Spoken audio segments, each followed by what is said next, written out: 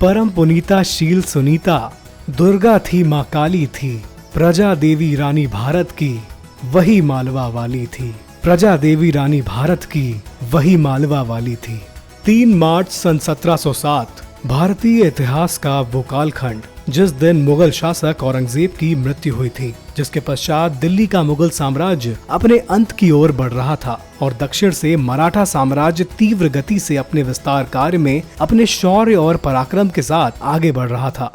छत्रपति साहू महाराज के कुशल सेनापति बाजीराव पेशवा के नेतृत्व में अनेकों मराठा सरदार भारत के विस्तृत क्षेत्र पर अपना परचम लहराने लगे थे। उन्हीं बहादुर मराठा सरदारों में से एक थे मल्हार राव होलकर। पेशवा बाजीराव ने अपने विश्वसनीय सरदार मल्हार राव को 3 अक्टूबर 1730 में 74 परगनों का मालवा प्रांत जहांगीरी के रूप में सौंप दिया। मल्हार राव ने इंदौर को अपनी राजधानी के रूप में स्थापित किया। एक दिन इंदौर से पुणे जाते हुए मल्हार राव अहमदनगर के चौंडी गांव में विश्राम करने के लिए रुके, जहां संध्या के समय मंदिर में आरती कर रही बालिका के मधुर स्वरों ने उनका ध्यान अपनी ओर आकर्षित किया। ये बालिका मानकोजी शिंदे की 8 वर्षीय पुत्री थी। उसके प्रसन्न रूप और विनम्र वाणी से अति प्रभावित होकर मल्हार राव ने उसे अपनी पुत्र वधू बनाने का निर्णय ले लिया। इसी छोटी कन्या ने भविष्य में भारतीय संस्कृति एवं सुशासन के नए मापदंड स्थापित किए और वो अहिल्याबाई होलकर के नाम से प्रसिद्ध हुई, जिन्होंने अपने आदर्श कार्यों से सामान्य जनमानस के हृदय में ईश्वर का दर्जा प्राप्त करने में सफलता प्राप्त करी। अहिल्याबाई का जन्म 31 मई 1725 में चौंडी गांव के पाटिल मानकोजी शिंदे के घर में हुआ था। अहिल्या बचपन से बुद्धिमान कन्या थी। अपने सुसंस्कृत स्वभाव और मीठे बोल के कारण वो सर्वप्रिय थी। महज 9 साल की उम्र में विवाह के बाद अहिल्याबाई एक दुल्हन के तौर पर मराठा समुदाय के होलकर राजघराने में पहुंची। तब ससुराल में भी अहिल्या ने अपने मधुर स्वभाव के प्रभाव से सबका मन मोह लिया। सन 1745 में अहिल्याबाई ने पुत्र को जन्म दिया। पुत्र का नाम मालेराव रखा गया।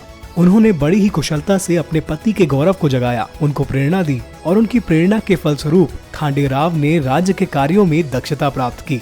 मल्हार राव अहिल्याबाई को भी राजकाज की शिक्षा देते रहते थे। सन 1754 में कुम्हेर के युद्ध के दौरान उनके पति खंडेराव होलकर वीर गति को प्राप्त हो गए। इस समय अहिल्याबाई लगभग 29 साल की थी। अपने पति की मृत्यु के पश्चात जब अहिल्याबाई ने सती हो जाने का निर्णय लिया तो उनके ससुर मल्हार राव ने उन्हें रोकते हुए कहा, नहीं बेटी, अब तू ही मेरा बेटा है। अगर तू भी चली जाएगी तो मुझे कौन संभालेगा। मल्हार राव की ऐसी अवस्था देख अहिल्याबाई ने सती होने का विचार त्याग दिया और पूरी कर्मठता के साथ होलकर राज्य की बागडोर अपने हाथों में संभाल ली। सन 1765 में उन्होंने ग्वालियर के पास स्थित गोहाड़ किले पर कब्जा किया। सन 1766 में मल्हार राव भी चल बसे।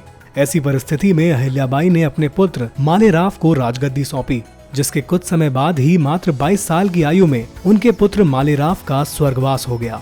अहिल्याबाई को इस घटना से अपार दुख पहुंचा, लेकिन प्रजा के प्रति अपने कर्तव्य का ध्यान कर उन्होंने अपनी पीड़ा को विस्मृत करके राजकाज के प्रति समर्पित होने का फैसला लिया। इसी समय होलकर राज्य के एक पुराने अधिकारी चंद्रचूड़ ने पेशवा के विश्वास पात्र राघोबा को पत्र लिखा कि होलकर राज्य इस समय स्वामीहीन है, तुरंत आइए, अच्छा मौका है। अहिल्याबाई को षड्यंत्र की खबर होते ही उन्होंने घोषणा करवा दी कि होलकर राज्य की संपूर्ण सत्ता उन्होंने अपने हाथों में ले ली है। राजमाता अहिल्याबाई ने अस्त्र शस्त्र और सभी आवश्यक सामग्री एकत्रित करना प्रारंभ कर दिया। पड़ोसी राज्यों से भी सहायता का आश्वासन मिला। अहिल्याबाई ने एक नवीन प्रयोग भी किया, जहां उन्होंने स्त्रियों की एक पूरी सेना भी तैयार की और उन्हें अस्त्र शस्त्र का पूरा प्रशिक्षण भी दिया। अहिल्या और उनकी सेना राघोबा का सामना करने के लिए निकल पड़े।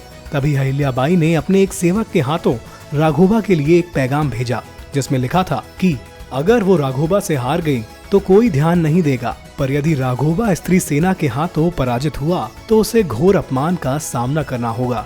ये पैगाम पढ़कर कायर राघोबा ने अपना इरादा बदलकर युद्ध न करने का फैसला लिया और इस प्रकार अहिल्या ने अपनी समझदारी से ये जंग टाल दी। अपनी कुशाग्र बुद्धि का प्रयोग करते हुए रानी अहिल्याबाई होलकर ने मालवा के खजाने को फिर से भर दिया। इंदौर को एक छोटे से गांव से समृद्ध और सजीव शहर बनाने में अहम भूमिका निभाई। 13 अगस्त सन 1795 में अचानक स्वास्थ्य बिगड़ जाने के कारण महारानी अहिल्याबाई का अलंकृत शासन समाप्त हुआ और 70 वर्ष की आयु में उनका निधन हुआ।